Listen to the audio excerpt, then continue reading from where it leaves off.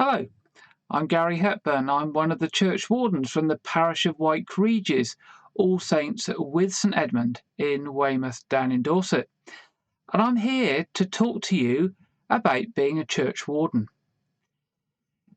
Churchwardens are an ancient office that go back to the 13th century. And we used to have all sorts of responsibilities to make sure that parishes and parishioners followed the requirements of the bishops and the ecclesiastical courts. Used to be responsible for collecting tithes from the parish, presenting moral delinquents to the ecclesiastical courts. And under Edward VI, churchwardens had to follow orders to move altars away from the east end of the church. And then following the instructions of Mary I, we had to put them back again. And yes, churchwardens, it's true, have the power of arrest for riotous, violent and indecent behaviour in the churchyard, or for disturbing a priest during a service.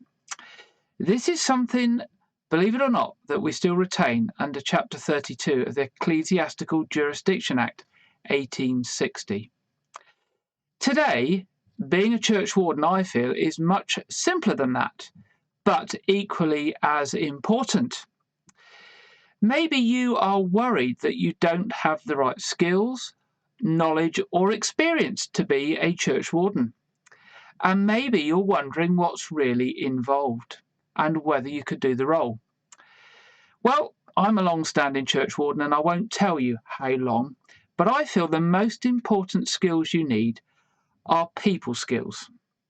The ability to listen, to give people time, understanding, to empathise, and often to arbitrate and bring different groups of people together when there are differing views and things are a little unsettled.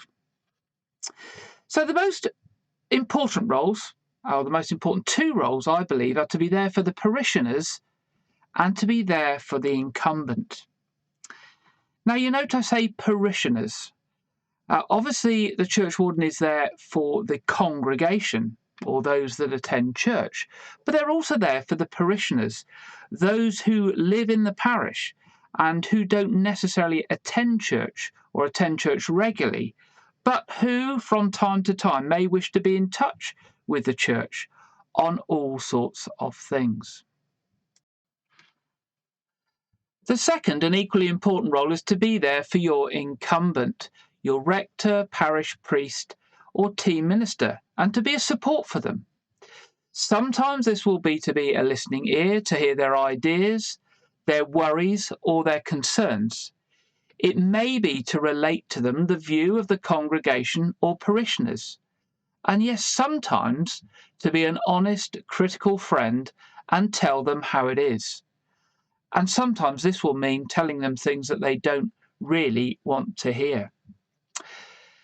But I guess you're thinking that churchwardens need to have all sorts of other knowledge and experience, such as of legal matters, building maintenance, applying for faculties, who can get married in your church, and all sorts of other things.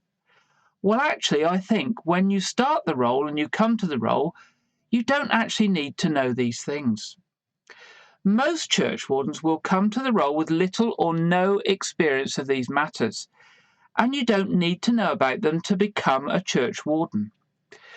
All of this knowledge and skills can be gained on the job. There is training available, books to read, internet sites to browse, and there's a great team of people to support, teach, and help you.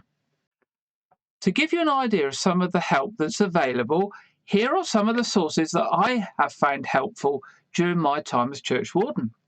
First of all, the diocesan registry. These are the people that give you help and advice on legal matters. The diocesan advisory committee to help with issues of maintenance and faculties.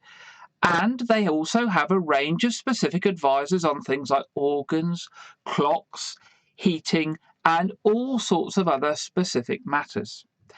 Then there's your archdeacon, an experienced minister responsible for the archdeaconry, who will be able to answer all sorts of questions on all sorts of things.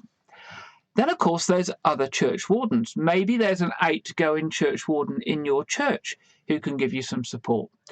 or a churchwarden from a neighbouring church or parish, or from elsewhere within the deanery.